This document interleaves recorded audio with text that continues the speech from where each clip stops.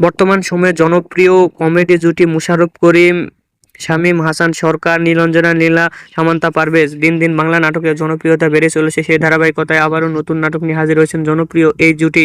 নাটকটির নাম জামাই টক্কর। এই নাটকটিতে অভিনয় করেছেন বর্তমান সময়ের আলোচিত অভিনেতা মোশাররফ করিম, নীলাঞ্জনা নীলা ও আলোচিত অভিনেত্রী শামীম হাসান সরকার ও সামান্তা পারভেজ, মিলি বাশার সহ আরও অনেকে।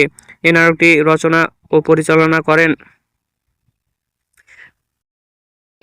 সোহেল হাসান। নাটকটি খুব শীঘ্রই ব্লু বিল ফিল্মসের ইউটিউব চ্যানেলে প্রকাশিত হবে। আপনারা দেখতে চাইলে অবশ্যই ফিল্মসের ইউটিউব চ্যানেলে চোখ রাখুন এবং নিয়মিত নতুন নতুন নাটকের আপডেট পেতে হলে অবশ্যই চ্যানেলটিকে সাবস্ক্রাইব করে রাখুন। পরবর্তী ভিডিওর জন্য অপেক্ষা করুন।